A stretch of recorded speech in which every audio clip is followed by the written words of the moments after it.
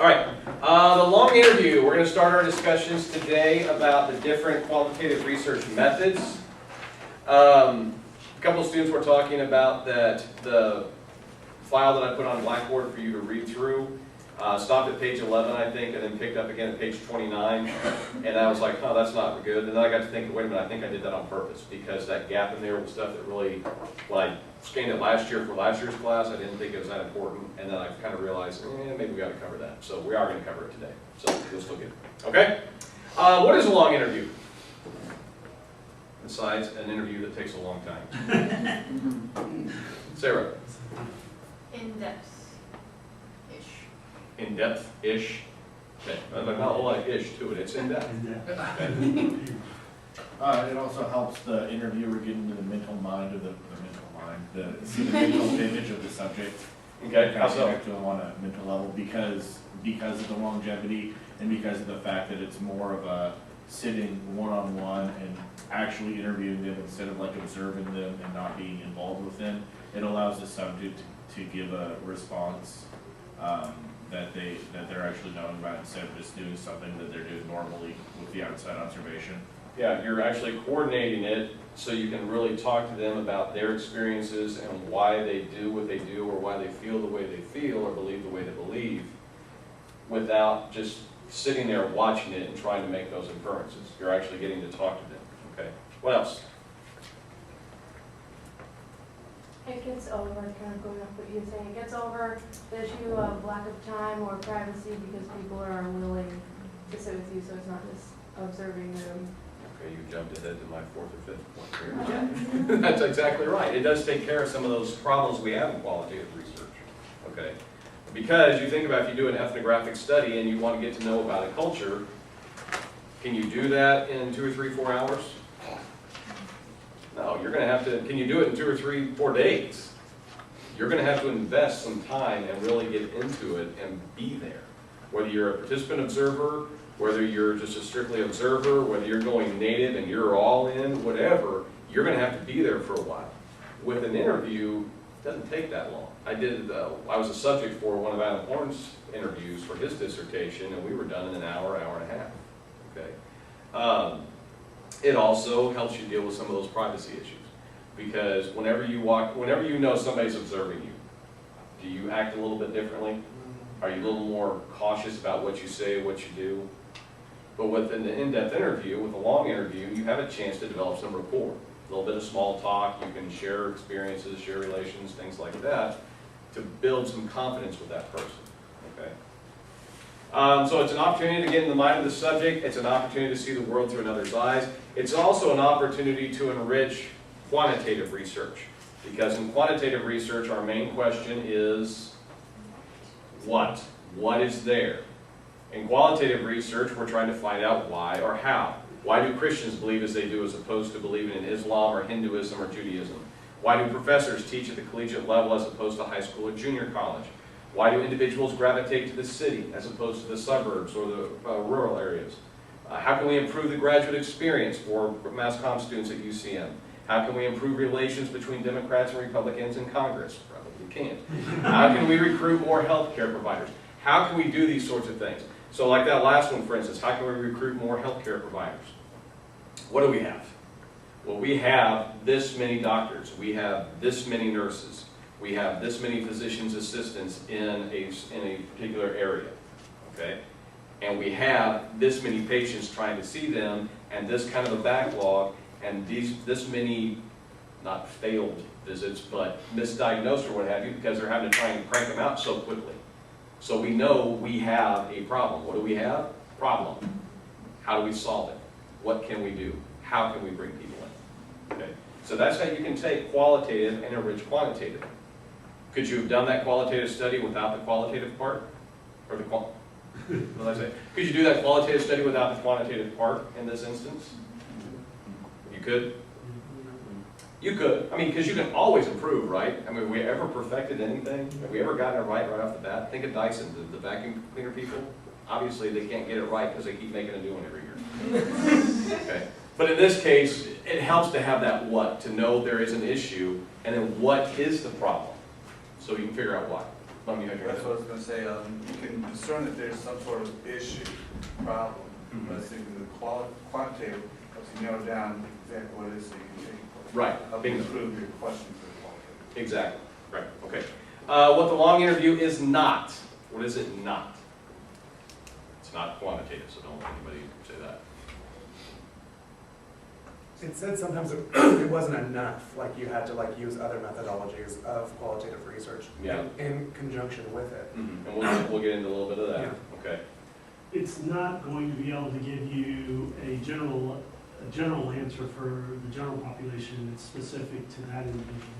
To that individual or to that group of individuals in that similar area, yeah.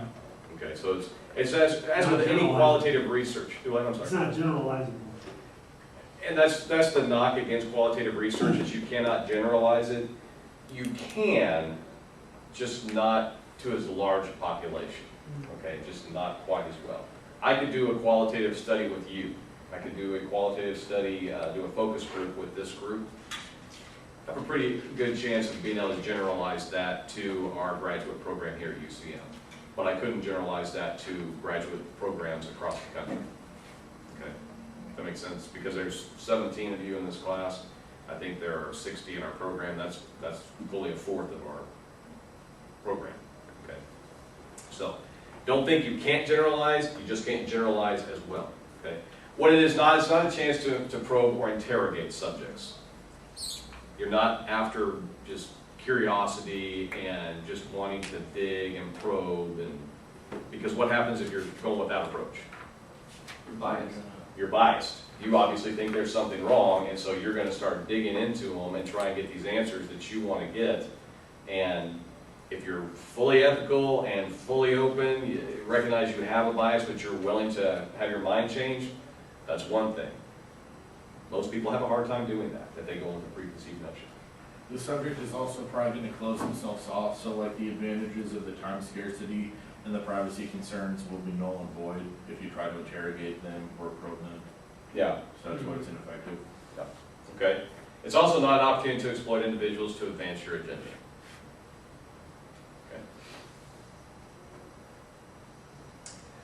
Okay. Hannah brought up two of the major challenges for qualitative research as a whole. Okay, and if you read through this chapter, you notice that a lot of times through the book that he talked about these issues with qualitative research. Well, they're generic, okay? That's qualitative research as a whole. We talked about that the other day, so I'm glossing over a lot of that. But two of the major challenges to qualitative research are the time for the subject who's being studied, because they're going to have to invest time in it. They're going to have to be there doing what they do with somebody there with them. And if I do participant observer, they're going to have to take that into account and maybe adjust some things. Like I think about my wife, a first grade teacher. If you were to do a qualitative study with her class and you want to be a participant observer and get involved in some of the things, she's going to have to work that into her lesson plan, that you're going to have to be participating in this part, and that's going to take more effort on her part. Also going to take more effort on your part as the researcher, because you're going to have to be there for a while, okay? And then the privacy concerns, because in general, we don't want to reveal too much about ourselves, particularly if it's something negative. Particularly if it's something, dealing with our background, if we had a poor experience, or our beliefs, if we feel like we can be persecuted for them, those types of things. Okay. How does the long interview solve for this? Well, number one, it doesn't take as long. You can be there for an hour and a half, as long as you have a well-done questionnaire, which we'll get into, and roll through this thing very well. You develop some rapport, and you know what you're looking for, and your subject works with you on that. It doesn't take as long. And number two, again, because you can develop some rapport with them, they're your one-on-one, you can explain more. If they start being uncomfortable, you can take that step back and help make them feel more comfortable, so they're going to open up a little bit more, okay? The thing you have to be cautious of in that case is you don't want to become buddy-buddy. It's not a good idea when you're doing research to interview your friends. Why is that? They're going to give you answers that they think you want to hear. You're more likely, yeah, you're more likely to get the answers that they think you want to hear. Okay. Another benefit from the long interview is you can draw on your own experiences. What is that going to help you do? Connect with the subject. Helps you connect, which again is going to help you build rapport, so maybe they're going to open up more. What else? Help you create better questions when you're formulating your questionnaire. Garbage in, garbage out. If I have poor questions, I'm not going to find out what I'm looking for. If I have some experience, that's going to help me to ask some of those questions. Okay. What else is it going to help you do? Help your interviewee delve more deeper into what they're saying, because you can pick up on what they're saying better. You can get some of those prompts and some of those things to look for. Yeah. Okay. One thing you do have to be cautious of is on the flip side of those people who are really private and don't want to talk too much, you're going to get the people who won't shut up. And they just want to ramble on and tell you, well, when I was born, it was at nighttime, and it was 10 degrees below zero. I've heard this story for 45 years now. The night I was born and how cold it was. Okay, you're going to get all of that, and they're going to start just vomiting information on you, okay? It's going to take you some experience. It's going to take some practice to learn how to control the interview, because you don't want to be rude and cut them off, because then they might just go the other route, okay? But at the same time, to control it and keep it moving along. Also, to be able to cut through all the extraneous stuff that they've said that doesn't have anything to do with what you're researching and focus on the part that you do. Yeah, Aaron? Well, now it says with, in the qualitative, you know, the lib review and stuff like that is not needed as much in the beginning, but after reading through things, I think it still helps to do in the beginning, because you can take questions. Mine. Told her I had class. You can take information that may be questions that were asked or that weren't asked, and use that to assist you in controlling the tempo of the interview and stuff like that. Or maybe ask questions that should have been asked according to maybe like healthcare or something like that, and help them open up with a different set of answers or something. Yeah, don't get me wrong, when I say that the literature review is not quite as detailed in qualitative versus quantitative, that doesn't mean it's not important. Okay, we're going to talk more about that later. But like you think in quantitative, if I'm doing an experiment or a survey, and I find a methodology, a type of experiment that's been done, or a survey that I like, I have to research that too. Okay, I have to research the topic, and then I have to take, for instance, when I did my dissertation, I used Blake and Mouton's managerial grid as part of my dissertation, and it's part of my survey. And I used another survey that had been developed for looking at personality. I had to discuss those two things as well. All right, so I have to talk about leadership style, I have to talk about personality, and the literature talking about that, but then I have to talk about how these tools were used to research it. I have to do that in qualitative. So yes, you have to have it to help you develop those questions. Okay. Somebody said that it also, I think it was John, said you can use it with other qualitative methodologies. Long interview works well with a focus group too, because that's essentially what you're doing. You're just interviewing a whole group of people. So focus groups can be done just straight interviews, you know, where you just sit with that group and you just ask them questions. It can be done like the film screening example I gave you, where you show them something and then we discuss it. Food manufacturers will have you try something, try some sort of food, and then you discuss it, those types of things. But it can be done just as a straight long interview. What's the benefit of that? Maybe less fatigue of the subject if they're just focusing on one as opposed to having to watch a full movie and then answer a bunch of questions. Yeah, less fatigue on their part. I was thinking of maybe like a focus group pre-long interview to get maybe generalized ideas or topics for maybe expanded questions. Okay. And then taking separate subjects out of that larger group and Think about doing the individual interviews. yeah. Okay. And you can put it together that way. Yeah. The advantage of doing a long interview within a focus group, and I don't want to talk about it too much because focus group's another topic we're going to talk about. Since you get a group of people together, instead of having to go to 15 different people, and long interviews should be done with 10 to 15 people, 10 to 15 questions. Okay. But instead of having to go to all of them, I get a group together at one time, have to ask the question one time, and then wait for responses. Flip side of that is, I don't get 15 responses, I get whoever decides to respond. And Bum may give me a response, and then Rachel may give me a response, and then Alex may think, yeah, that sounds good, that sounds good. He'll give me the same response, okay? So you get that group think thing. But it also, on the other side of that, it does encourage more people to respond. Or you may think about what was said, you know. Sarah may hear what Bum said and go, I never thought about that. Yeah, I had an experience like that. And then be able to share that experience. So, pros and cons. Yeah, I was about to ask you about the peer pressure in the focus group. Basically, just like you mentioned, whatever someone said going to influence my own answer. Would it just reflect on the quality of the research? Mm-hmm. Would it just bring it down a bit? As much as it would encourage them to talk, but at the same time it would just change the answers to some degree. You're potentially always going to have that, but you know, if I do 15 different interviews with 15 different people, they could still be telling me what they think I want to hear. You can never really control for all of that. You just have to trust that what they're telling you is what's true. Okay. Ready to look back up here and see what I was talking about. Yeah, okay, good. All right. 9 issues to consider in qualitative research. I think this is the section I had you skip over. We're going to focus on 4 because the other 5 we're dealing with qualitative research in general. Okay. Number 1, the investigator as the instrument.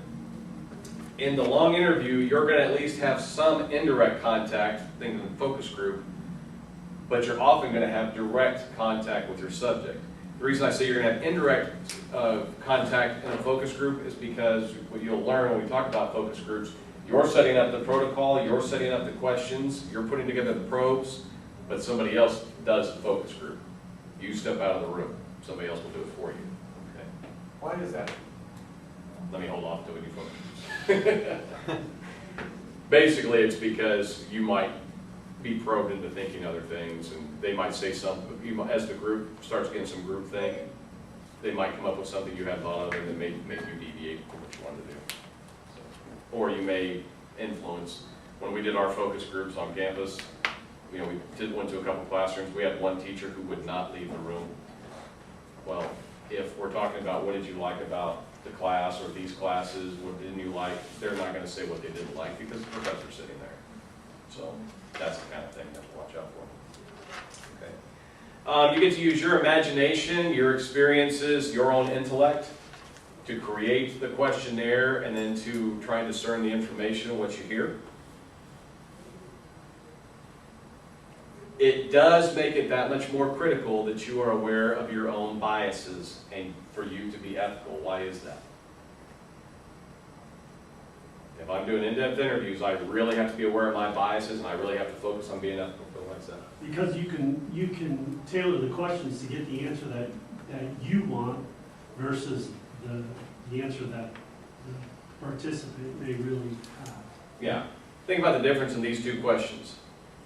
Don't you think that parking at the University of Central Missouri stinks? Versus, what do you think about parking at the University of Central Missouri? Now, one, I'm leading you somewhere that I want you to go. The other, I just want to get your response. Okay. Michael, you had your hand up. Also, just like we talked about in the book, the eyebrow raise. They were talking about something. I have a strong opinion, and my respondent has a totally different opinion. And he says something, I go like that, all of a sudden I'm judging him, and that will shut things down. So if I'm not aware that I have that bias, I will not have control for it. Yeah, because you can, little nonverbals like that can either make them shut down or encourage them to keep going. If you're like, yeah, they're going to keep going, they're going to get more excited, they may give you more information and think, oh, okay, this is what he's after. All right, and they start going on, and then when you go, that might get them to shut down. So yeah, those nonverbals can be play a factor. They can be effective. You also, when you're recording your information, are you going to record it all, or are you going to say, oh, that's not what I was after, and just not write that one down or record that one? You know, so you have to think about those types of things because you are gathering the information. You are the instrument for data collection. Okay, and so you have to think about. That's not the direction I thought they were going to go, or that's not what I was after. Am I going to include that? Okay. It also requires a good questionnaire. since you are using this to collect the data. Why is that? Your study is only as good as the design of it. Your study is only as good as the design. Keep this thought in mind. Garbage in, garbage out. If I don't do a good lit review to help me generate those questions, if I don't spend some time thinking about my own experiences, my own beliefs, my own feelings, to help me generate those questions. Because again, you have to be, you're going to have bias. That's why I tell my journalism students, you have a bias. You have an opinion. You're human. You have a brain. You have half a brain, you're going to have an opinion, okay? You just need to be aware that it's there so that when you phrase your questions, you can go back and look at them and go, ooh, that was kind of double barrel, or that was leading. I need to go back and adjust that, all right? So keep those things in mind. What are we looking for in qualitative research? Where are we at? Understanding. Understanding. And where does that come from? What kind of data are we looking for? In quantitative research, we're assigning numbers, we're looking at codes. Okay, what do we call it? Looking for trends or themes. I've interviewed these 15 people and they're saying the exact same thing or along those same lines. They're coming to that same point. Okay, so I'm looking for those trends or themes. They've all shared this similar experience. Okay. It does provide a chance for matching. Y'all didn't get a chance to read this section of it, did you? This was part of it, it was cut out, right? Yeah. Darn it. So I can't say what's matching. What do you think matching is? Common experience? Hmm? Sorry. No, you're fine. Common experience? Bingo. Matching is just common experience. How can I relate to what they've talked about? I could do a pretty good study and I could match pretty well if I were talking about birth, if I did a study on birth order. Terry Conconin that's one of his babies. He loves looking at birth order because he has 3 kids. Well, I have 3 kids. So if I talk to a parent with 3 kids, you have 3 kids, Bill? I can look at that and as I'm asking the questions, but then as I'm getting the responses, I can match my experiences with my subjects. Yeah, Gavin does that. Yep, that's Gabby to a T. Oh, Grant doesn't do that one. Okay, that's a little bit different. All right. So it helps you along those ways to kind of discern, all right? But you do need to keep in mind that these are only possibilities, and they're only there to help you understand. They're not necessarily going to be exactly the same for everybody. So you're going to have to deal with some things. If you cannot match, you can use what's called imaginative reconstruction, where you just assume what they say is true.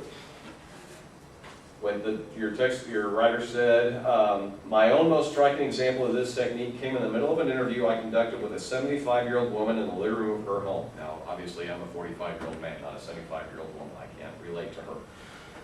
As we talked about the furnishings of this room, I found myself unable fully to understand her comments unless I gave up some of my own assumptions about the thingness of living room furniture. I have a couch in my living room. I have a sectional in my living room. I have a chair that's supposed to be my chair, and the kids always get it before I do. I have a little wooden chair that's just there for decoration. We have an entertainment set, so I have all this stuff in my living room, okay? The simple act of following her commentary required me to begin to cast about for another way of seeing. As I listened to her, a new perspective arose suddenly and with force. My God, I thought, this isn't a household, it's a museum. Its furnishings are not inanimate objects and consumer goods, but memorials. Entertaining the respondent's assertions as unexceptional truths is the most demanding but also the most rewarding of the objectives of the self-instrument technique. I read that chapter, or that paragraph, and I went home and I sat in my living room and I'm like, that was given to us. That was given from my mom. We bought this one at just this friend was selling it on Facebook. The entertainment center was built in here. There's not a blessed thing in this room that we bought for ourselves. We're kind of scavengers, aren't we? And got to look at my living room like that. And then when I went into my bedroom, we just bought all new furniture and just painted it and everything, I thought, this is ours. When we first moved into the house, I didn't want to move when we bought our house because I was right in the middle of writing my dissertation. My wife, man, she wanted out of our old house like you wouldn't believe. So I was really resistant to it. And we moved into that house, and for a year, I was a squatter. And that's how I viewed that house. Now, somebody else might come into it and say, well, this is a nice house. You know, this is a home. They've got their pictures up, and they've got their furniture in here, and the kids each have their room, and they have their, this is a home.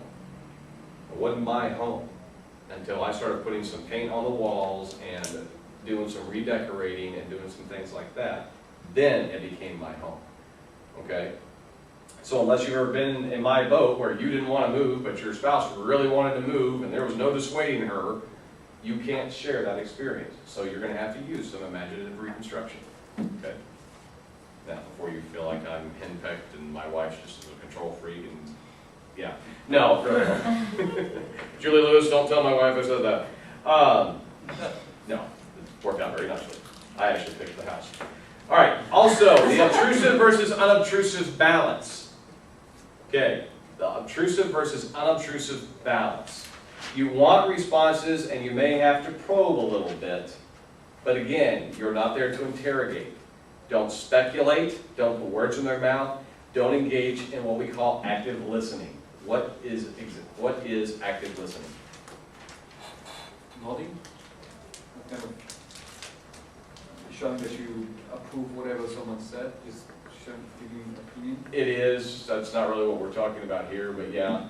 Now I'm doing like what Bun was saying and giving them the really, yeah, that sort of thing, that's over the top. But you want to encourage them to continue talking and show that you're actually listening, so you do need to, or show understanding or whatever, you can do some of that, but. If I'm not mistaken, active listening is restating what they stated. It's restating what they stated. So what I hear you saying is. Right. But And don't what's, do that. and what's the danger there? Yeah. You're putting words in their mouth. Right. What I hear you saying is this, versus, can you explain that a little more? Or can you go into that a little bit more? Okay. I think the example your book gave, what did you miss most about being away from your family? The respondent, the family. And the interviewer says, the love and warmth. That's not what I meant. Okay, it goes on to say, the respondent said that The noise and together, chaos. yeah, the togetherness and that sort of thing, and being able to talk to your family, talk more intimately. In the Army, the talk is more or less on a lower level. So the interviewer wasn't even close. It had nothing to do with the warmth. It had to do with the fact that we just could communicate, we could talk, okay? You run that risk if you listen actively, overactively, I guess is what the way we should say it, of putting words in their mouth. They may not have meant it that way at all, but they think that's what you mean. They're like, yeah, just like that, okay? Oftentimes, and this is the hardest thing to do when you are interviewing somebody,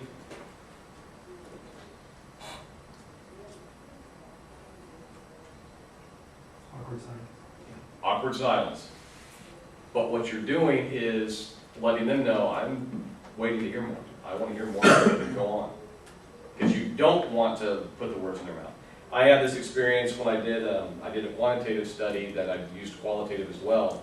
I did a content analysis of athletic department websites to see what kind of social media they were using. And I followed it up because I wanted to see what social media they were using on their pages. And then I wanted to find out why they were using social media. Because in public relations, how many people were public relations undergrads? Okay. Why do we use social media? That's the way to reach people nowadays. It's a form of communicating in an interpersonal way. That's just the way things are. It's a way of getting our information out there. Yeah. What's another reason we use social media? Branding. Branding. Sarah? It's free for the most part. It's free. Okay, that's a why, it's not a what. That's a what. Feedback? Giving feedback from. To get feedback. One of the reasons we use it is to get feedback. We want to hear what they're saying about us. JetBlue used social media. Their CEO was on social media following on Twitter and found people were trending and talking about JetBlue and what a horrible job their customer service was. He got on there and tweeted back, where is it going wrong? What is the problem? So he could get feedback so they could fix the problem, okay? I wanted to find out, why are you using social media? Praying that they were going to come back and say, well, we're trying to find out what our fans are saying about us.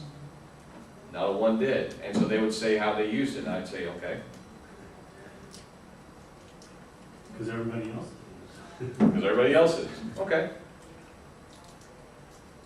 To sell tickets. All right, and I'm sitting there in the back of my mind thinking, I really want to say, do you use it, do you gather any information off of it? But what happens then?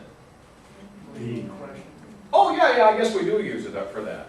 But they never would have thought about that. So no, they're not using it for that reason. If they have to say yes to it because I asked a question, that's not really what they're doing. And so I have totally shifted the balance of this interview, okay? So you have to be aware of that.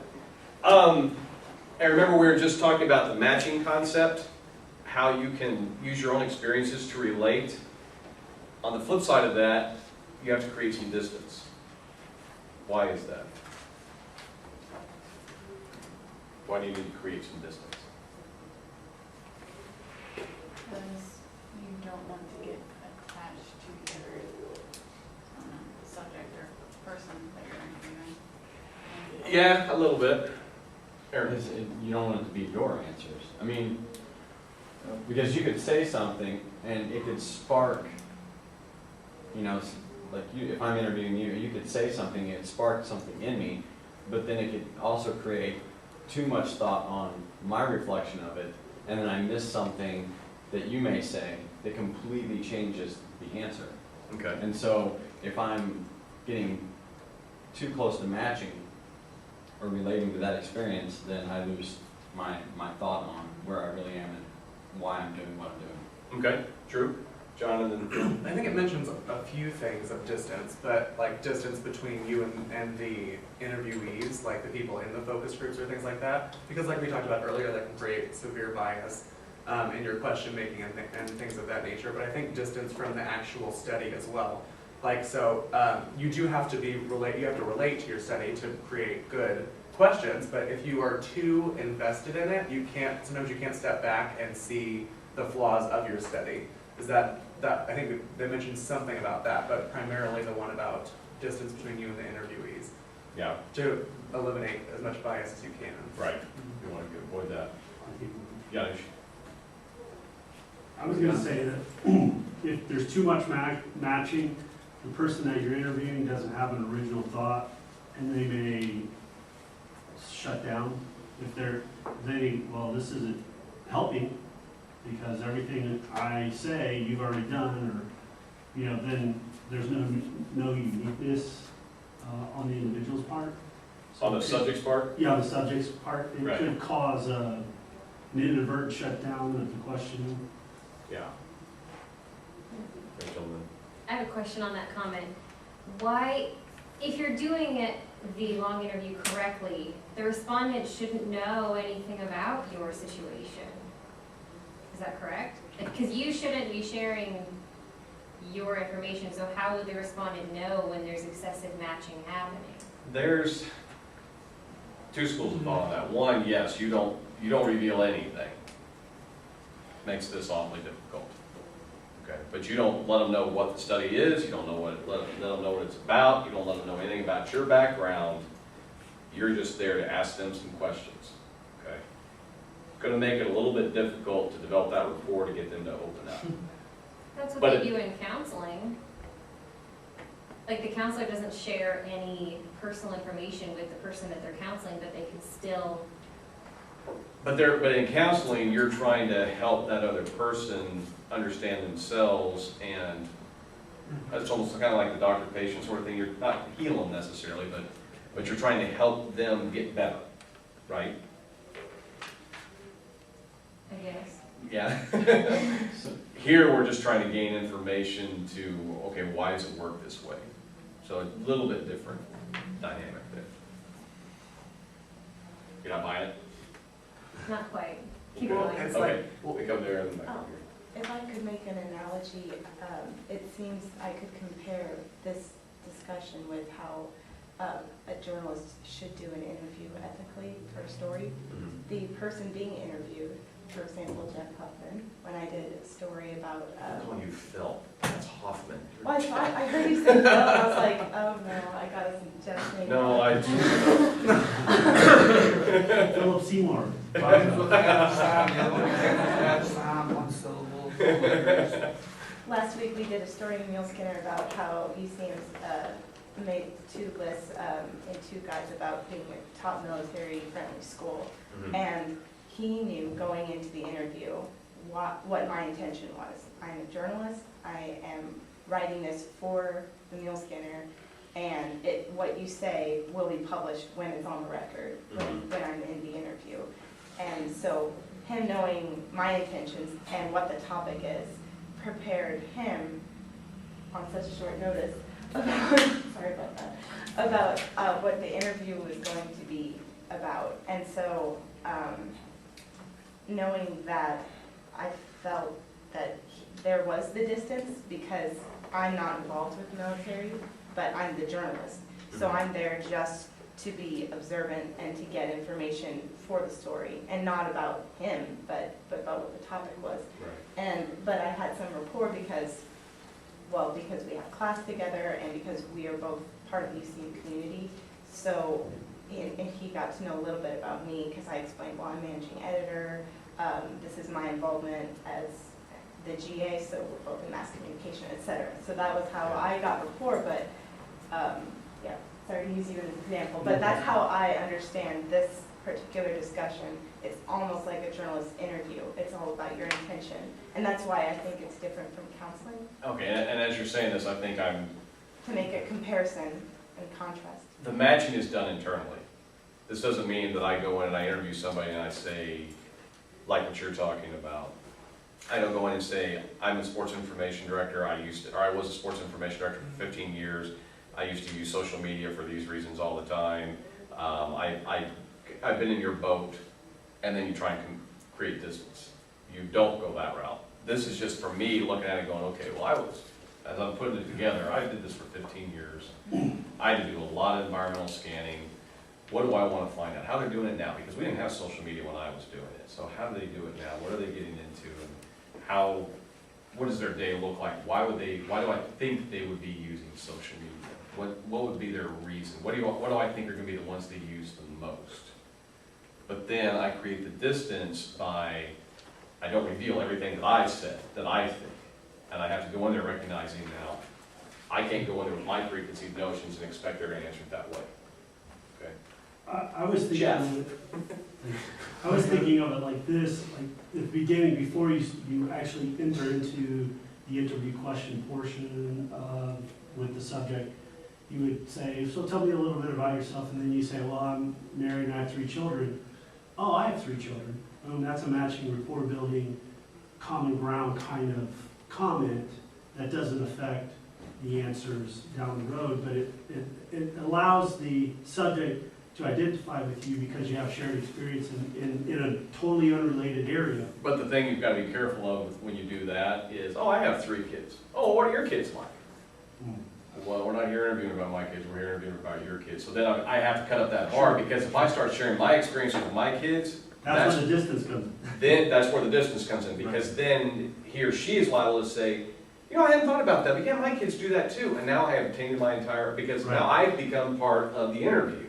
Yeah, that's why it's a delicate balance Yeah. between commonality and shared experience and, you know, not sort of swaying the interview. This is helping me to start decide what it is I want to study, what I think I might be hearing, what I think might come down the pipe, and how I can ask those questions and what questions to ask.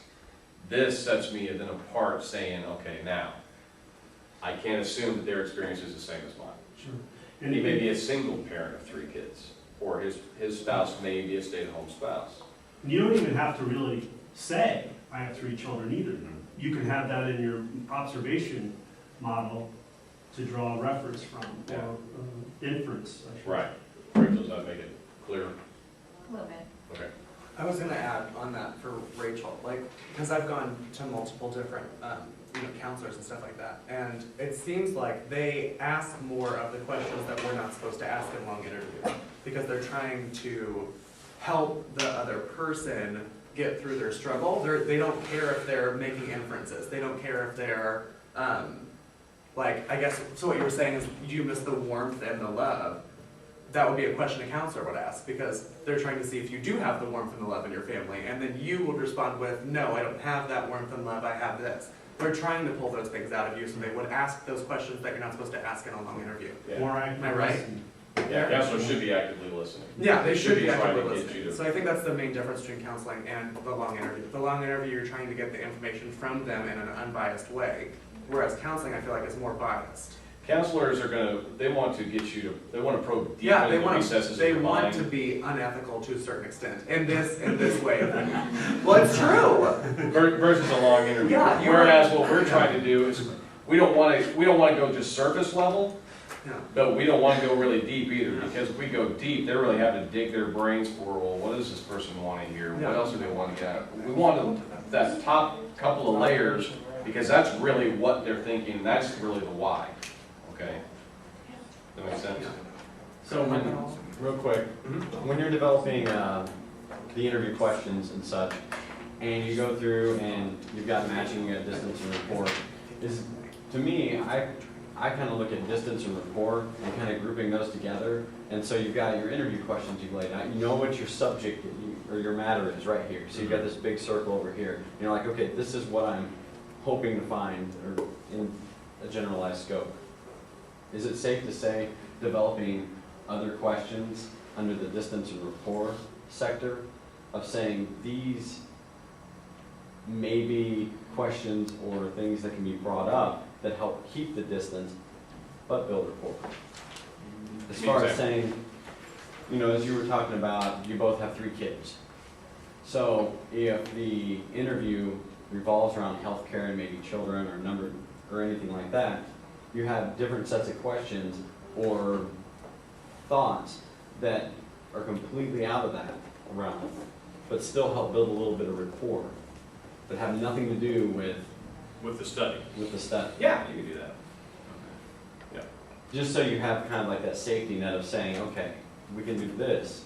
This helps build a little rapport, and it keeps me from pushing information or anything like that, or changing the thought process. We'll talk some about observation, but one way to really develop rapport is through observing when you go into their room, into their office or what have you. Like when we first moved to Warrensburg, my wife went for a job interview in Sedalia, and she sat down and she noticed that the principal had this book about the building blocks of reading, or I can't remember what it was, something like that.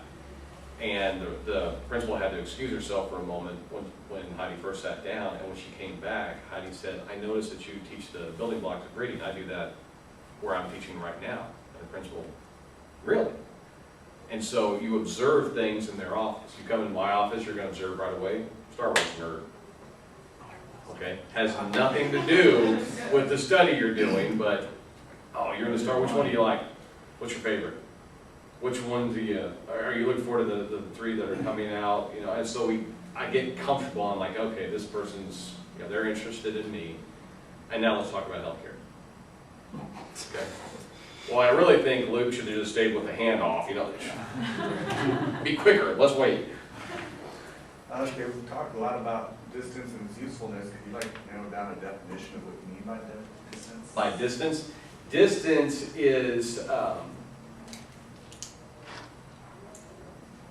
is recognizing where you match, but not taking for granted that you have the same exact experiences.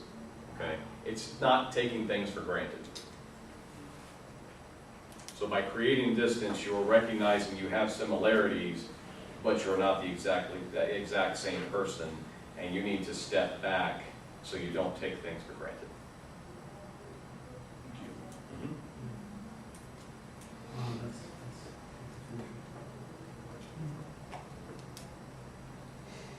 Okay. The questionnaire. You must have a questionnaire. Why? Anna, why would that be so critical to have a questionnaire?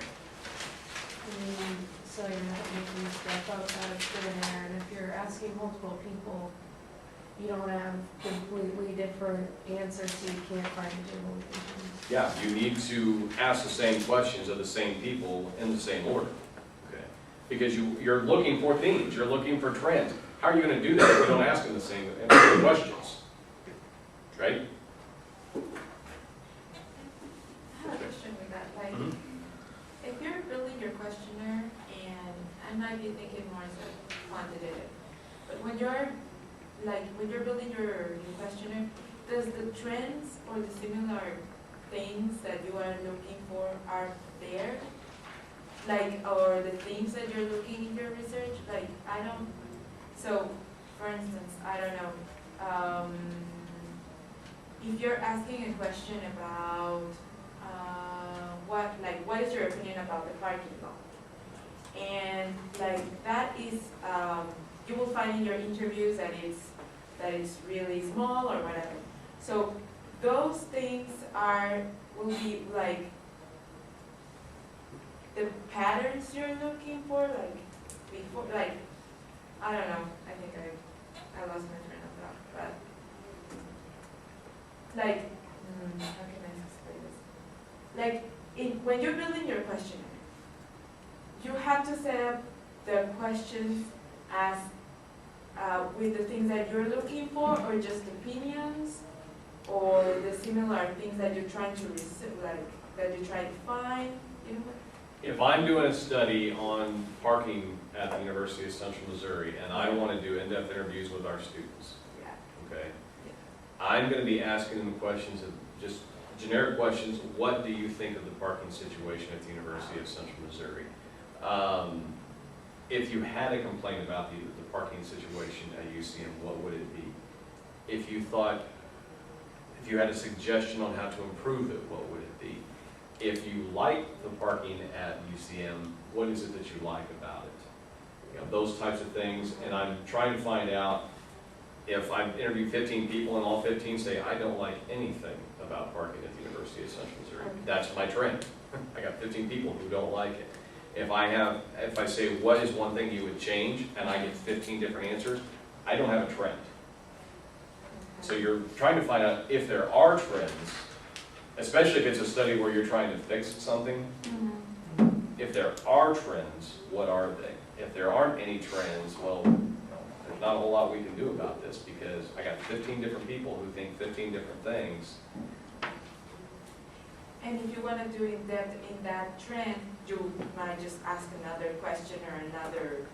Well, you need to have the questions that you're going to ask scripted and ready to go, because like Hannah said, that's how I'm going to find those trends. I want to ask everybody the same thing, okay? Yeah. It's also going to help make the interview go along more quickly, because if I'm trying to ad-lib it, if I'm trying to just make these things up off the top of my head, while you're listening, number one, while you're speaking, number one, am I really listening? I maybe caught the first couple of things you said, and now I'm trying to think of my next question, and I'm missing the rest of that conversation. Okay, so you have to have that questionnaire together. You also, as part of that questionnaire, you can build in pros. So that if they say, I don't like parking at UCM. Okay, doesn't like it. Next question. How rich is that data going to be? You know, you need to be probing at that. You need to be digging a little bit more. Okay. Mike, do you have a question? Yeah, I thought that it said one of the advantages of qualitative research was that you don't have to have a set questionnaire. That was absolutely critical. Quantitative, that's always the same question. Qualitative, what Kevin was in the book reads, that you had more open-ended questions. Oh, no. You don't get confused by open-ended versus closed-ended. The questions need to be the same. You don't have to have a list of responses that you're expecting to get. In quantitative research, you have to have an exact questionnaire that every question is the same, every response option is the same. Okay. In qualitative, you need to ask the same questions, but you don't have any idea of what the responses are going to be.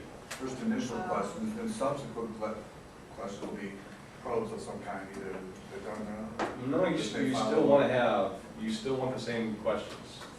Because what we're looking for, again, are trends. We're looking to see, if I'm trying to generate a theory, if I'm looking at grounded theory, again, in-depth interviews can be used as in grounded theory. That's what Adam Horn did.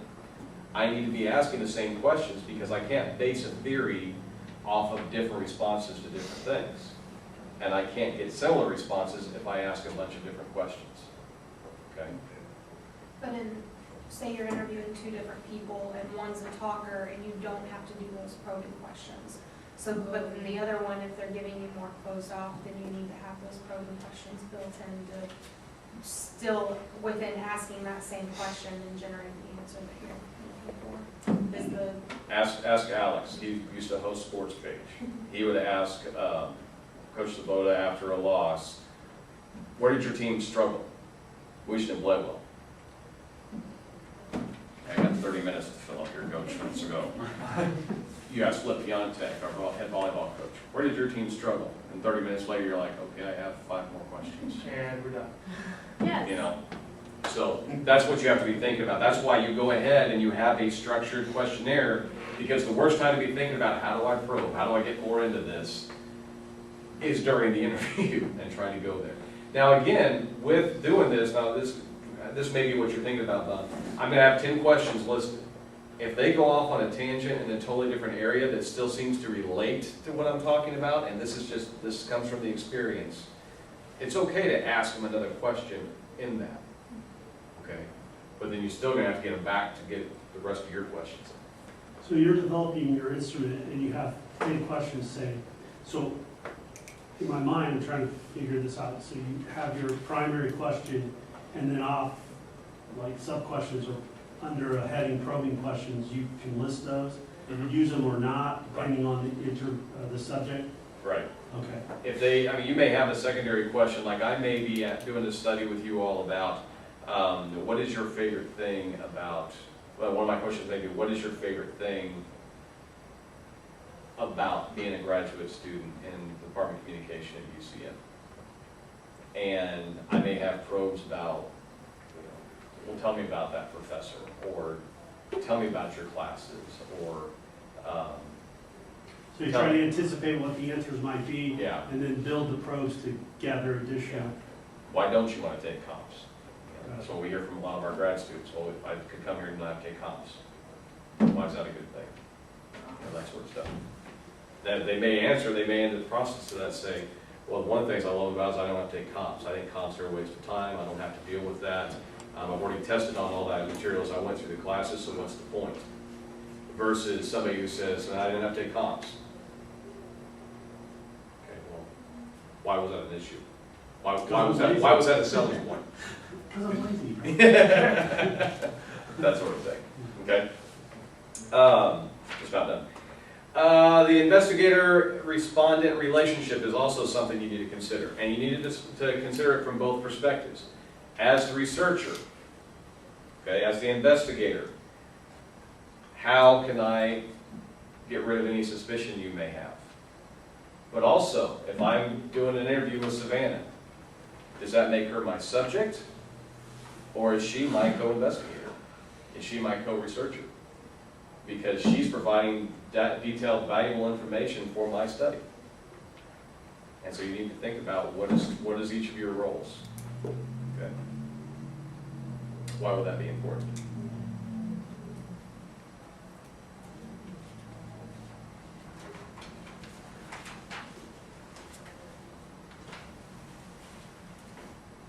Sure. Because if somehow the other person ends up being both, they're going to know what you're expecting from the interview. Or If my subject becomes a co-researcher, there, and it's, understand that I'm not, she's not getting a byline. Well, I'm not putting her name on the study. Okay, in fact, you don't use their names in the study. But I'm gonna be thinking about it differently.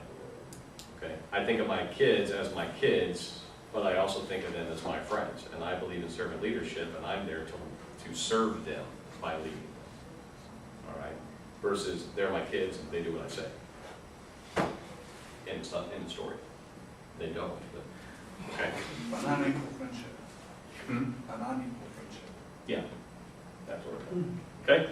The fourth step, method of inquiry, I need to roll through this real quickly. The first one, review, and I don't know why they come up with these fancy names for it, because I'm going to tell you very basically what it is. The review of analytic categories and interview design, that's your literature review. That's where you're doing the research to come up with your questions. That's where you're looking for gaps in the research, where you can see what other researchers have done. That's where you look and find, oh, hey, I found a lot of what's in here. I found a lot of quantitative studies in here. I get to go do the why now. Woohoo! Okay, so you're using it for that purpose. Number two is the review of cultural categories and the interview design. That's where the researcher starts thinking about own experiences and curiosities. That's where you start doing the matching. Trying to think, okay, I've got some experience here. I can draw on that to help me create my questions, my probes, to develop the procedures and the design that I'm using. This is what the literature has said about it. This is what I've experienced. I've got these biases.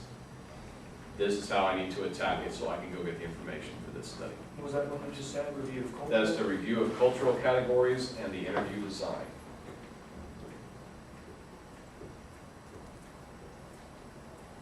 And because I've done the matching, that's also where I realized, okay, now I need to create some distance.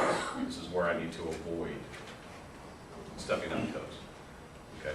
Because one thing, if you don't create the distance, think about it this way. If I don't create any distance, I'm just going to assume, like if I went, I did the matching, I worked in sports information, I did environmental scanning, I'm sure they use social media for environmental scanning. I'm not going to ask the question, how do you use social media? Okay, because I haven't created any distance. Based on your definition, if you don't create distance, you might as well interview yourself. Exactly. Yeah. Okay. Number 3 is the interview procedure and the discovery of cultural categories. That's your questionnaire construction, where you're finally putting the thing together, deciding on the order of your questions, reviewing your questions to make sure they're not double-barreled, and you're not saying, what do you think about the parking and the healthcare situations here at the university? That's 2 totally separate questions. Okay. It's where you look and see if the questions you've written are leading questions. It's also where you're going to develop your interview procedure. How are we going to do this? Are we going to do one sit-down interview in an hour and a half? Or am I going to interview fewer people, but I'm going to do a couple of interviews with them? So I might do a study of NFL football players who've had concussions, and I might do an interview with them at their home, and then we may go out onto the field, and then we may go to the training room or to the doctor's office, because going to those different places may spark memories, may spark emotions, and I can get much, much more rich information by going to those different places. Okay. But again, that's going to take more time, so I'm probably going to do fewer interviews. And then finally, the interview analysis and the discovery of the analytic categories. That's where you do your reporting. And before you go into this, you need to think about a couple of things. Number 1, it's a good idea to record it, to record the interview. Now you can take notes as you're going along, and if you've got a recorder, timestamps to see where they said something. It's a good idea for you to kind of just get a general consensus of what they said. I'm sorry, not a general consensus, a general feel for what they said. Okay. It's also where you determine, am I going to type up and write up verbatim what they said, as in every well, it kind of looked like, well, really what had happened was this, and every start and stop, because that can show some hesitation, that can show that they're really thinking about it, and as you type that up, then you can make notes outside the margin that people were really, he plowed right through that answer. Knew exactly what he wanted to say, didn't hesitate, where you can take notes, got pretty aggravated at this point. Or got on the front of his seat and got really excited and animated at this point. Those types of things, okay? Not a bad idea to videotape, if they'll let you. Because then you can actually see it, you can go back and refresh all this in your memory. But why is it important to write verbatim what they say? Whether you include the ums and uhs and the starts and stops or not, why is it important to write verbatim what they say? It ensures that your interpretation is a part of the answer. Ensures your interpretation is part of the answer. Again, when you're reporting on what the themes are, but right before you get to that, when you just report the responses of the interviews, that's where you can use direct quotes. And you want to make sure you quote them correctly, because if you take something out, you may change the meaning of that quote. Okay. How does the long interview, if you don't use video, account for nonverbal? Do you just observe that? That's where, while you're recording it, you observe it, you make the So notes. through observation? Yeah. So when you think about it, do you have observation notes that are different from the sort of subject's answers? When Or I are they kind of inclusive? When I did, the couple times I've done long interviews. The one I did for the study I've talked about a lot, I did over the phone, so I didn't get a whole lot of long interviews. I did another project when I was out of Colorado State where I was doing some long interviews, and I typed while I was recording, which was really funny because I was recording on GarageBand on my laptop and typing. And I got to hear while he's talking every click, click, click, click, click, which I didn't think I was typing that hard, but it sounded like I was just bam, bam, bam, bam. And so I was able to type in, there I paraphrased what he was saying, and I would parenthetically say, got very excited about this, stopped and thought for about 10 seconds at this point. Yeah, just make notes of the process. Okay? I have a question. Yes, ma'am. Can you add off-record information? Like, if they don't want, like, for instance, in journalism, you can do that. Like, if they are, that you, for instance, you're interviewing someone, and that person is like, yeah, but don't record that. I can tell you that off the record. And if, Okay, in journalism, you're not to do that. okay. If they say this is off the record, you're not to use it. Oh, okay. It's Okay. background information that maybe gives you an idea of where to go with it, that you're not to print that or publish it. Oh, okay. Some do, but you Yeah. should not. Okay. In research, you most definitely do not. Okay.